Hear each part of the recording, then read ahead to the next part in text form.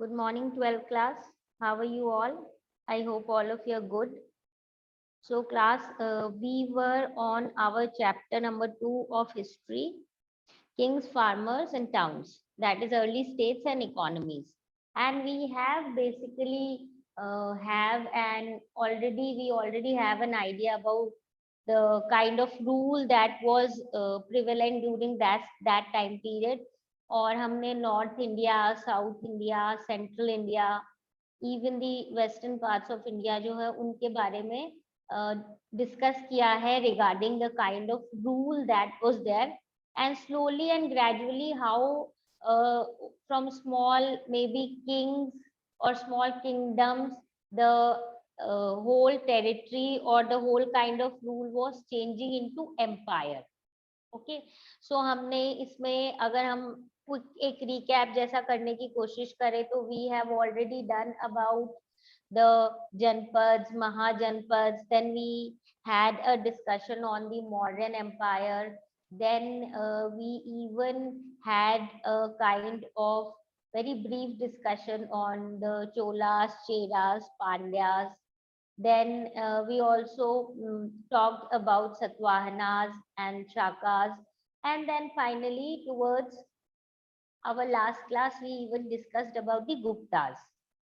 And whenever we were talking about these dynasties or these rules, we basically saw that we are talking more in terms of political system. And also along with political system, we were talking mainly about the kings and maybe few of the elite people mentioned here and there. So now today we will start with our new topic, which is talking about the other section of the society. तो अगर हम इसी चीज को थोड़ा और specific में जाए तो now we will be talking about the countryside. Okay, countryside. और हम यहाँ पे किसके बारे में पढ़ेंगे? एक तो कॉमन पीपल के बारे में पढ़ेंगे and then we will also study about the kind of you can say economic activities होती थी and to be more specific agriculture जो है उसमें क्या चेंजेस आए थे. ठीक है, so that is that will also give us a kind of more information about that time period, because obviously जो kings हैं और जो हमारे चीफ्स हैं या मे बी कोई पोएट है या जिस टाइप से वो लोग डिस्क्राइब करते थे इन इंस्क्रिप्शंस और maybe like in few of the like kingdoms we have notice कि वो अपनी जिस बात को स्पेसिफाई करना चाहते थे वो जो बातें होती थी इन टर्म्स ऑफ कि खुद को या तो जैसे to somewhere to relate themselves with the god या फिर अपने आप को ब्राह्मण्स बोलना जैसे सतवाहनास बोल रहे थे या कुशानास अपने आप को सन ऑफ गॉड्स बोल रहे थे. तो वो लोग कॉइन्स के थ्रू इंस्क्रिप्शन के थ्रू क्या करते थे, लोगों तक उन बातों को पहुंचाने की कोशिश करते थे basically to gain acceptability. Okay, and kind of make their rule a legitimate one. और उसके बाद हमने इसी से रिलेटेड और भी देखा, we get more information basically about the Ashoka period, Maurya period, क्योंकि उन लोगों ने भी बहुत कुछ जैसे इंस्क्रिप्शन और ये सब चीजों पे लिखा हुआ था इसलिए. But when we come on to our next topic which is basically somewhere talking about countryside, तो इसमें हम देखेंगे कि we to understand about this section of the society, it becomes a little bit more difficult for the historians to understand about them, because generally इनके बारे में इतना descriptively नहीं लिखा जाता. We already know कि जो scribes या जो लोग ये inscriptions इनमें लिखते थे, generally these were the people who were working under the king. तो वो किंग से रिलेटेड चीजें ही लिखते थे या फिर बड़े बड़े वॉर या ऐसी कोई चीजें. तो कॉमन पीपल के लिए हमें कहाँ से ढूंढनी पड़ती है? जो बाकी लिटरेचर लिखा हुआ था उसमें से हमें कलेक्ट करनी पड़ती है information. We need to find out the information. You can say जो जिस तरीके से कोई भी एक स्टोरी मेंशन की गई है उसमें जब मेंशन किया होगा कि ऐसे लोग मूव करते थे या ऐसे घर में रहते थे, एक somebody was going out for farming और वो फार्मिंग के लिए साथ में अपने साथ फ्लो, सपोज कौन सा टूल ले गया है, जैसे हो है या फ्लो है, उस हिसाब से हम बहुत सारी चीजों के आइडिया लगाते हैं। Okay, so let us now move on to this topic. The, as the name suggests, the changing countryside. So where there here we'll see that the countryside, that is जो village वाली area, उसमें भी कुछ changes आएंगे during this period. Now as we just discussed कि जो kings या rulers के बारे में चीजें होती हैं वो तो हमें पता चल जाती हैं, बट जो ऑर्डिनरी पीपल हैं उनके लिए रेयरली ही हमें कोई अकाउंट्स मिलते हैं कि क्या उनकी सोच थी, what were their experiences. But obviously this is the job of an historian to try and solve this problem by uh, you can say examining any kind of evidences that they get. तो हमें बहुत सारी stories मिली हैं, ठीक है, जैसे कि जाटकास and Panchatantra. तो ऐसे वी कैन अज्यूम कि ये जो स्टोरीज है ना, ये वैसे तो ओरल टेल्स के जैसे थी, मतलब सुनाई जाती थी, बट लेटर ऑन क्या है, इनको लिखा भी जाने लग गया। तो जैसे फॉर एग्जांपल जो जातकास है, they were written in Pali around the middle of the first millennium CE. अब देखो एक हम अंडरस्टैंड करते हैं about the kind of life और about the kind of things that were mentioned in these books या when they were told orally, तो था क्या और हमें कैसे पता चलता है। So one of the story that is mentioned and about which we are discussing again, this will also tell us about, as the heading says, popular perception about kings, यानी कि किंग्स के बारे में लोग क्या सोचते हैं। ये तो हमें पता चल गया कि किंग्स के बारे में जनरली इंस्क्रिप्शंस में बहुत ग्लोरीफाई करके बताया हुआ होता है, ये राजा ये था, इसकी आर्मी इतनी स्ट्रांग थी, इसने ऐसे वॉर लड़े, he was able to win, he was great ruler, he was even ऐसे भी लिखते हैं सब्जेक्ट्स बहुत हैप्पी थे इनसे, ये लोगों के लिए अच्छा करते थे, कंट्री के लिए, अपने पूरे राज्य के लिए बहुत अच्छा करते थे। ये तो हो गया ऑब्वियसली जो राजा लिखवाना चाहते हैं वही चीजें हैं, हो सकता है उसमें ऑब्वियसली बहुत सारा ट्रूथ भी हो, बट जनरली वो किंग के साइड का हम पर्सपेक्टिव बोल सकते हैं या उनका जो किंग के लिए काम करते। Now we talk about few other things, जैसे as we are talking about this one story which is known as Gandhatindu जाटका।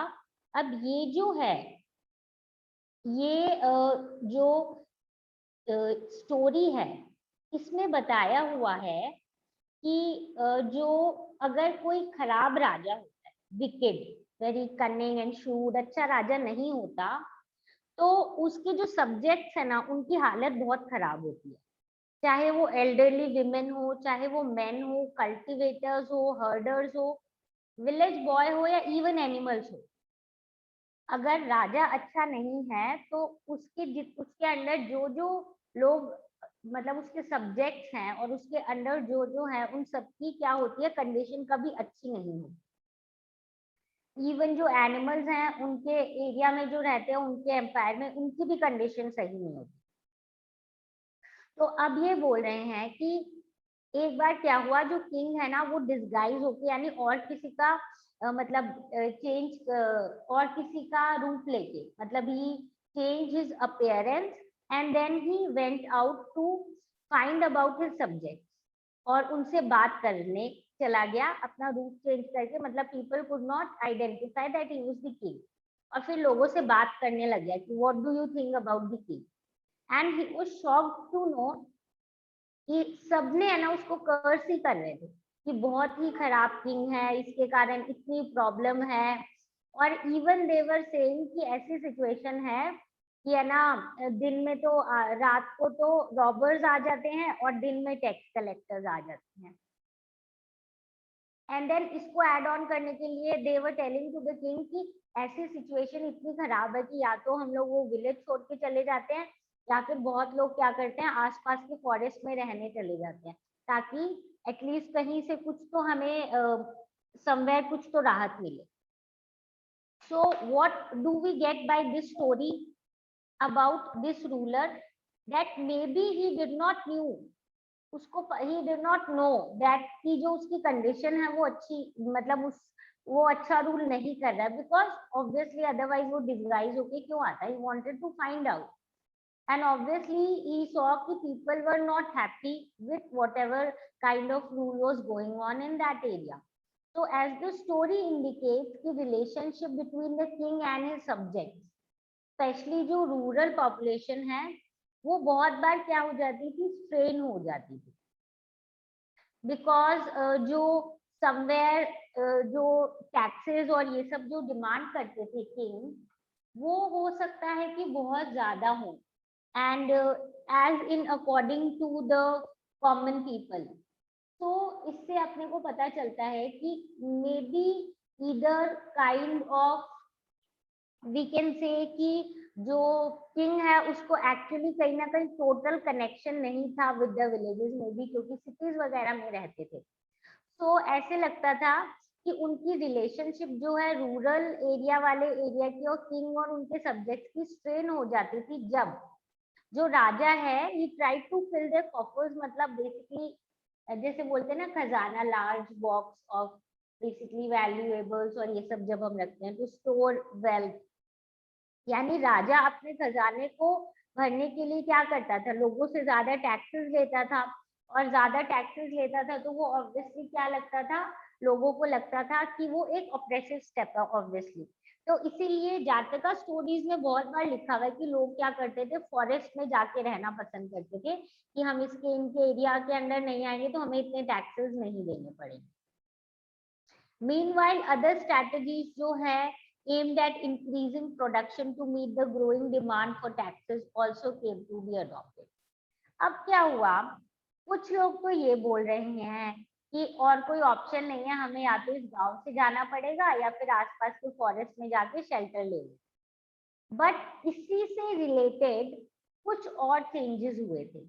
वो क्या, लोगों ने सोचा कि टैक्सेस जो बढ़ रहे हैं ये हम तभी पे कर पाएंगे अगर हम अपना जो प्रोडक्शन है उसको भी क्या कर दे, उसको भी हम लोग इंक्रीज कर दे.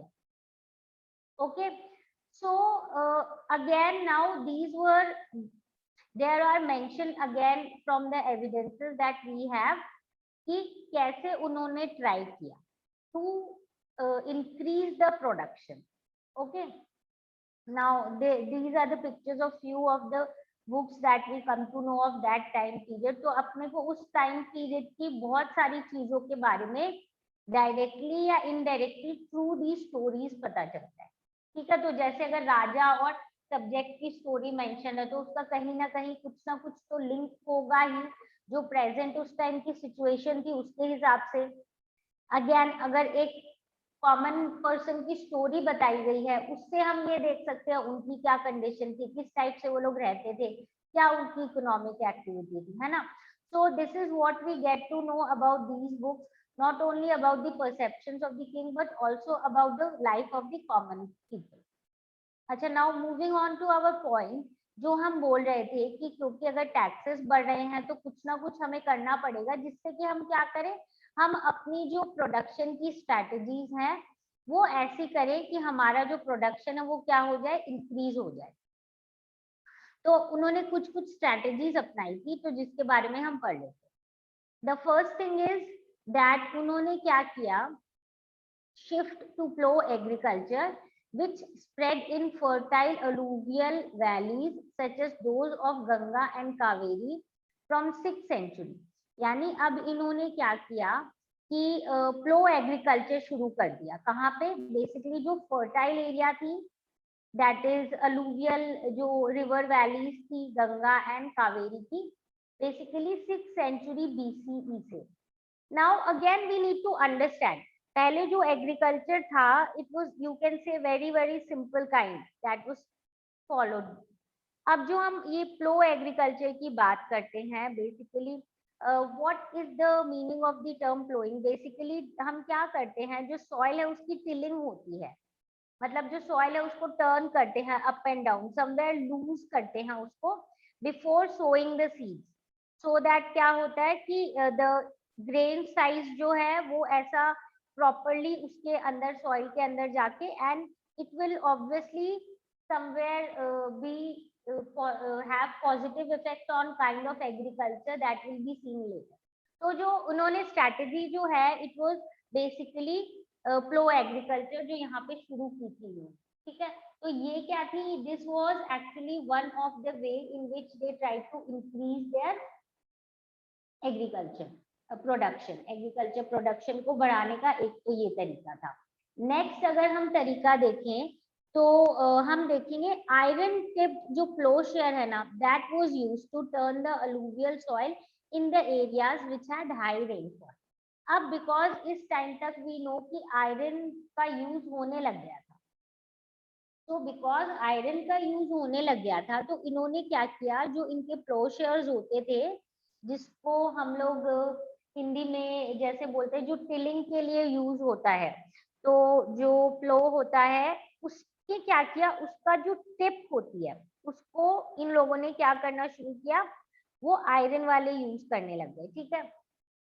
तो जो प्लो है जो हम बेसिकली हिंदी में हल बोलते हैं, तो उसको उन्होंने क्या किया कि आयरन की टिप थी उसके कॉर्नर्स में, जहां से हम फ्लो करते हैं वहां पे आयरन टिप यूज करने लग गए। क्यों, वो जो it becomes obviously easier to plough that area and till that area and loosen this soil, move it up and down.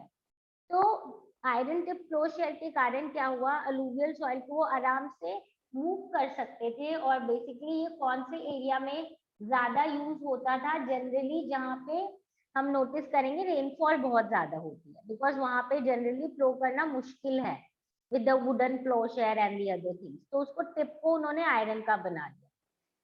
इसके अलावा एक और जो टेक्निक इन्होंने यूज की थी वो ये थी of transplantation. Now transplantation actually क्या होता था, एक तो पहली चीज इन्होंने गंगा वैली के अराउंड ये स्टार्ट की थी और इसके कारण जो प्रोडक्शन है पैडी का वो बहुत ज्यादा इंक्रीज हो गया, ठीक है।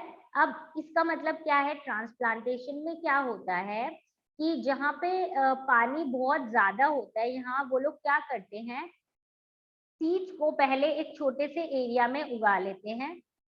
जब वो सैपलिंग, उनका बहुत अच्छे से ध्यान रखते हैं, जब वो सैपलिंग बन जाते हैं ना तो उनको जाके फील्ड में सीधा क्या कर देते हैं, ट्रांसप्लांट कर देते हैं वाटरलॉग फील्ड में। तो उनके सर्वाइवल के चांसेस क्या हो जाते हैं, ज्यादा हो जाते हैं। तो जो सैपलिंग्स है, क्योंकि वो ऑलरेडी उन्होंने अपने बेसिक नेशन स्टेट तो वो निकल गए हैं, सीड से सैपलिंग बन गए हैं और फिर उनको जाके दूसरी जगह यानी कि मेन फील्ड पे ट्रांसप्लांट कर देते थे। तो इससे हायर यील्ड्स भी होती थी और बहुत ऑब्वियसली ज्यादा चांसेस होते थे सर्वाइवल के, तभी हायर यील्ड्स होती थी। बट इसमें ये है कि जो काम हो जाता था, ये जो अपने जितने भी एग्रीकल्चरिस्ट हैं इनके काम बहुत बढ़ जाता था इनके लिए, ठीक है। So again we just have we can have a kind of recap कि एक तो इन्होंने क्या किया, फ्लो शेयर वाले फ्लो एग्रीकल्चर स्टार्ट किया, आयरन टिप वाले फ्लो शेयर यूज करना शुरू किए जहाँ पे हाई रेनफॉल थी, और ट्रांसप्लांटेशन वाला सिस्टम शुरू किया बेसिकली पैडी के लिए, जहाँ पे बेसिकली बहुत ज्यादा हम बोलेंगे कि वाटर प्लेंटीफुल एरिया होता है, उस एरिया में पहले वो लोग जो सीड्स हैं उनको फर्स्ट ग्रो करते थे, सैपलिंग जब वो बन जाते थे तो उनको ट्रांसप्लांट कर देते थे पूरे वाटर से फिर वाटर लॉग्ड एरिया में, जिसके कारण जो प्रोडक्शन है वो ज्यादा हो जाता है। तो ये 3 तरीके हैं बेसिकली इस टाइम पीरियड में, और ये इसमें यू मे नोटिस कि ज्यादातर जो है अपने उन एरियाज की बात है जहाँ पे कंपेरेटिवली फर्टाइल सॉइल है, या जहाँ पे अलूवियल सॉइल के साथ साथ रेनफॉल भी कंपेरेटिवली अच्छी है, ठीक है। तो ये उन एरियाज पे होता है। तो ये जो आयरन फ्लो शेयर्स की हम बात करें, इससे एग्रीकल्चर प्रोडक्शन तो बढ़ा था, पर एज आई सेड कि ये सिर्फ कुछ पार्ट्स के लिए ही रिस्ट्रिक्टेड था। जो सेमी एरिड एरियाज और जो कुछ पार्ट्स ऑफ पंजाब और राजस्थान वाले हैं, उन्होंने ये वाला जो तरीका है ये उस टाइम पे अपनाया नहीं था, they did not use it, because हमने यहाँ पे अभी अभी पढ़ा था कि जो आयरन टिप वाली फ्लो शेयर है वो जनरली हाई रेनफॉल वाली एरियाज में ये लोग यूज कर रहे थे, तो बाकी एरियाज वालों ने इतनी जल्दी स्विच नहीं किया इस। तो basically again we can understand कि ये जो प्रोडक्शन एग्रीकल्चर प्रोडक्शन बढ़ा था वो generally only few parts of our subcontinent around the northern plains. इसके अलावा जो cultivator semi arid areas Punjab Rajasthan इन्होंने अडॉप्ट नहीं किया था, और उसके अलावा जो हिली tract of north eastern central parts of सब कॉन्टिनेंट है, ये लोग जो है ये लोग प्रैक्टिस करते थे हो एग्रीकल्चर। नाउ वो again if you have certain idea, वो इज अगेन एग्रीकल्चर इंस्ट्रूमेंट, और हम इसको समवेयर थोड़ा सिंपल होता है, and as you can say not exactly like expert. Basically यहाँ पे अपना ऐसे करके वुड का वो स्ट्रक्चर होता है, एंड देन यहाँ से ये इस टाइप का होता है, ठीक है। सो दिस इज एक्चुअली हो, तो ये लोग जो है अभी भी कुछ पार्ट जैसे कि central and north eastern part जो है, ये लोग क्या करते थे, ये लोग अभी भी वो एग्रीकल्चर करते थे। तो बेसिकली यहाँ पे अपने को समझने की यही जरूरत है कि ये जो जैसे आई सपोज कुदाल जैसे जो वर्ड होते हैं, दिस इज फॉर हो। तो वो एग्रीकल्चर अपने यूज होता था in north eastern and central parts of subcontinent, because इस एरिया के लिए ये सूटेड ज्यादा था। एक और स्ट्रैटेजी जो इन्होंने इम्प्लाई की थी, अडॉप्ट की थी एग्रीकल्चर प्रोडक्शन बढ़ाने के लिए था, वो थी use of irrigation. Irrigation obviously through wells, tanks and less commonly हम बोल सकते हैं कनाल्स भी थे। तो कम्युनिटीज और इंडिविजुअल्स मिलके, कभी या तो कम्युनिटी पूरा मिलके इस चीज का इंतजाम करती थी, अदरवाइज कभी कभी इंडिविजुअल्स भी ऑर्गेनाइज कर लेते थे कंस्ट्रक्शन ऑफ इरिगेशन वर्क। और बेसिकली इसी में हम देखेंगे कि जो अगर हम बोलते हैं इंडिविजुअल, तो इंडिविजुअल में ऑब्वियसली जो है बहुत मतलब रिच पीपल होंगे, चाहे वो किंग्स हो या फिर बहुत जो मे बी ऐसे बड़े बड़े लैंडलॉर्ड्स वगैरह है, इन्होंने इन सब चीजों से रिलेटेड कंस्ट्रक्शन करवाया था, बेसिकली इरिगेशन से रिलेटेड। तो इसके भी जो हमारे पास कुछ मेंशन है अबाउट फ्यू किंग्स जिन्होंने ऐसे कैनाल्स और इरिगेशन वर्क से रिलेटेड क्या काम करवाए थे। ओके, सो ये हमने पढ़ा है अबाउट, यू कैन से कि किस हिसाब से जो हमारा यहाँ पे कंडीशन थी of the people, and how did what were the changes that these people brought in their agriculture technique. So here we already know कि बेसिक इम्पोर्टेंट चीज जो क्या हुई थी, अपने पास एविडेंस इस समय आयरन प्लोशर्स के हैं, and then we have evidences of other things also. हमने देख लिया यहाँ पे ट्रांसप्लांटेशन होती थी जिसके कारण प्रोडक्शन बढ़ा, इरिगेशन वर्क इंक्रीज हुआ था, canals, tanks, and even we have mention of few artificial you can say lake. Even हमारे पास एविडेंसेस है इन टर्म्स ऑफ लिखा हुआ है कि ऐसे आर्टिफिशियल लेक्स बने थे, and about few of the lakes it is also mentioned in our book, and we will just go through that again. So I suppose if this question is asked that what were the techniques used by these people to increase the agriculture production, we have discussed around 4 to 5 reasons, and I suppose very simple ones, not that difficult. And अगर हम इनको याद करने की कोशिश करेंगे, it will not be that difficult, very simple things. कि पहले तो प्लो एग्रीकल्चर हुआ, आयरन टिप वाले प्लो शेयर्स यूज किए थे इन्होंने, उसके बाद गंगा वैली के अराउंड ट्रांसप्लांटेशन स्टार्ट हो गया था, देन उसके बाद इरिगेशन जो पर्पस है उसके लिए भी इन लोगों ने बहुत सारी फैसिलिटीज प्रोवाइड की थी, चाहे इंडिविजुअल लेवल पे हो चाहे और किसी मतलब कम्युनिटी लेवल पे हो, ठीक है। और कुछ बाकी एरियाज में ठीक है स्लोली एंड ग्रेजुअली थोड़ी डिफरेंट टाइप की एग्रीकल्चर चलती थी।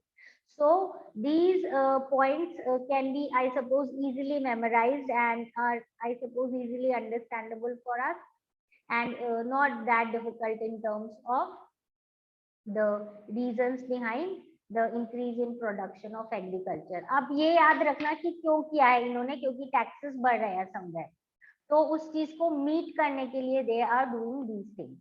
Now as I said that यहाँ पे अपने पास मेंशन्ड है about lakes. So if you have your book in front of you, you can open your book on page number 38. There is a box that is given and this is talking about one of such artificial lake. ठीक है, इस पे लिखा हुआ है Sudarshan beautiful lake in Gujarat. ठीक है, तो ये जो सुदर्शन लेक है, it is mention that it is an artificial reservoir और ये हमें रॉक इंस्क्रिप्शन है अराउंड 2nd सेंचुरी सीई का, संस्कृत में लिखा हुआ है. उसमें ये लिखा हुआ है कि जो शाका रूलर थे रुद्रमन, इन्होंने ये जो लेक है ये बनवाई थी. So it is marked as one of his great achievements to have built such a kind of artificial lake. Okay. Inscription में लिखा है कि ये जो लेक है इसमें एम्बार्कमेंट थी, वाटर चैनल्स थे और लोकल गवर्नर्स ने बनाए थे during the rule of Maurya. यानी ये बना हुआ था वाटर चैनल्स, इसमें वाटर चैनल्स भी थे, चारों तरफ बाउंड्री जैसे थी जो कि मौर्य के अंडर बनाया गया था लोकल गवर्नर. बट एक टेरिबल स्टॉर्म आया जिसके कारण एम्बैंकमेंट्स जो और मतलब पूरी टूट गई, तहस नहस हो गई और वाटर जो है वो लेक से बाहर आने लग गया. तो फिर रुद्रमन जो हैं उन्होंने क्या किया, उन्होंने उस समय वो रूल कर रहे थे उस एरिया में, उन्होंने उसको अच्छे से रिपेयर किया and that too using his own resources. यानी जो लोगों से टैक्सेस कलेक्ट किए थे उससे नहीं बनवाया उन्होंने अपने ही रिसोर्सेज से उसको कंप्लीट रिपेयर करवाया. फिर इसी लेक से रिलेटेड एक और इंस्क्रिप्शन है ऑन द सेम रॉक जिसमें ये लिखा हुआ है कि गुप्ता डायनेस्टी के एक रूलर ने इस लेक को वापस से रिपेयर करवाया था.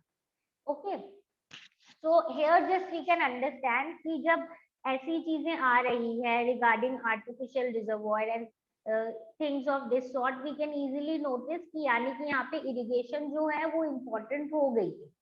Okay, now class, the next topic that we need to do is differences in rural societies. So when we will talk about differences in rural societies, we will study about few of different kind of words.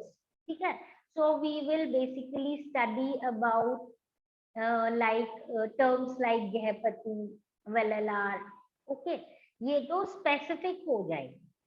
ठीक है, now before moving on to these terms that are given in our book, I just want you people to again understand one more important thing that did exist in the society all over during this time period, so Indian society.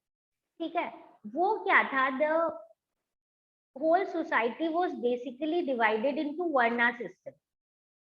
ठीक है, जब हम वर्णा system की बात करते हैं तो please understand it, we have mention of this varna system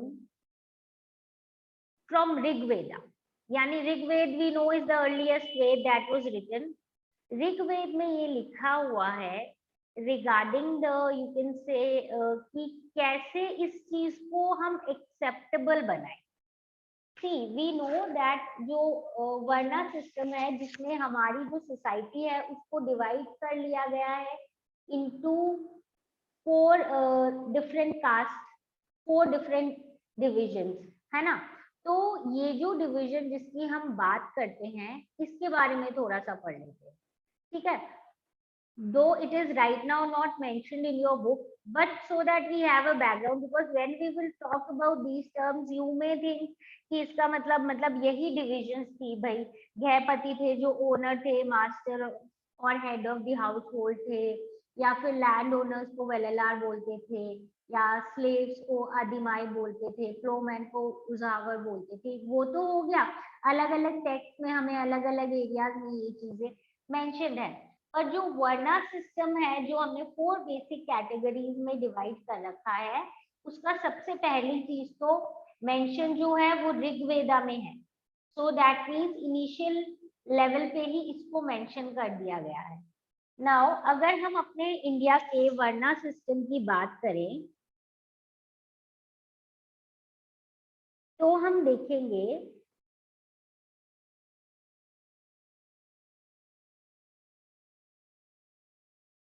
कि जो वर्णा सिस्टम है जिसकी हम बात कर रहे हैं, this is basically divided into 4. First is our Brahmins, second is Kshatriyas, third is Vaishya और वैश्यस जो हम बोलते हैं, and the fourth is Shudras.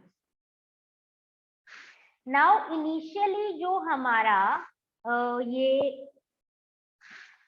Rigveda और बाकी जो चीजें हैं जिसमें ये मेंशन्ड है, इसमें हम ये देखेंगे कि they have told us that this categorization is basically done on the basis of the kind of occupation that you take place, that you basically do, या you are engaged in.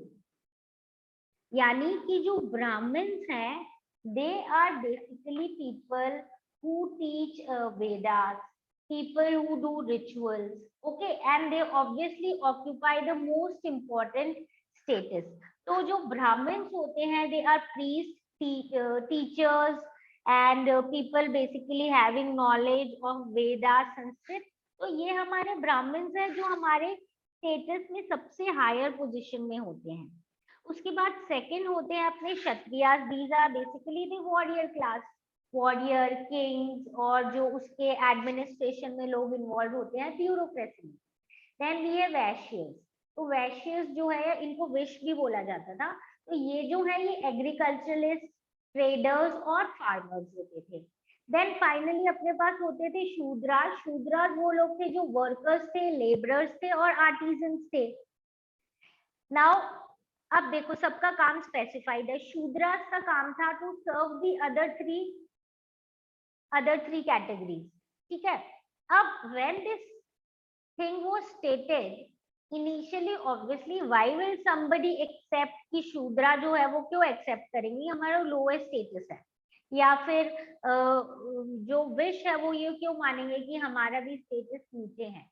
Because here we will notice कि इसी चीज को legalise करने के लिए या मोर acceptable बनाने के लिए इन्होंने क्या कर दिया, इन्होंने इसको ऋग्वेद में इंक्लूड कर दिया, समवेयर थोड़ा रिलीजियस पॉइंट देने के लिए.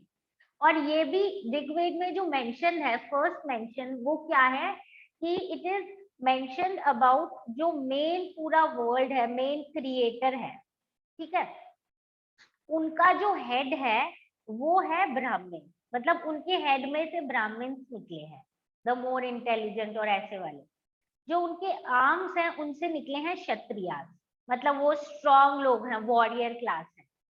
फिर उनके जो बेसिकली लेग्स और थाइज वाले हिस्सों से जो निकले हैं वो लोग हैं जो कि मतलब लाइक जो फार्मर्स हैं, एग्रीकल्चरलिस्ट है, ये वाला सेक्शन काम करने वाला.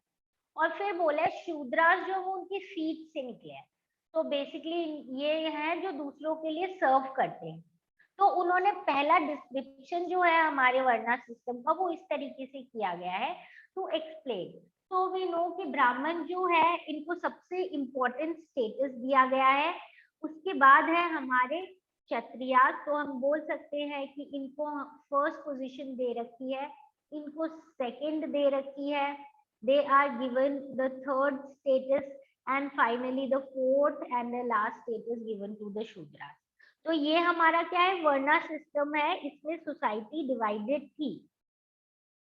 बट एक चीज हमें ये समझने की जरूरत है कि इनिशियली ये रिजिड नहीं था, ये था on the basis of your occupation. अगर आज कोई शूद्रास ने फार्मिंग करनी शुरू कर दी है सपोज, या फिर कोई जो फार्मर है वो एक वॉरियर क्लास में चला गया है, तो उसका जो वर्णा है वो चेंज हो सकता है. ठीक है, उसका कास्ट चेंज हो सकता है. बट धीरे धीरे आफ्टर फ्यू सेंचुरीज ये रिजिड हो गया कि ब्राह्मण का बेटा ब्राह्मण ही है, क्षत्रिय का बेटा क्षत्रिय ही है.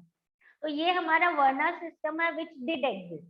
ये तो एक बेसिक चीज है जो एग्जिस्ट करती ही करती थी. ठीक है. अब हम इसके अलावा, तो I suppose this varna system is very very clear to you people, ठीक है। इसके अलावा भी कुछ चीजें थी which are mention clearly and obviously उसके बारे में भी अपने पढ़ेंगे when we will study in some other parts related to it.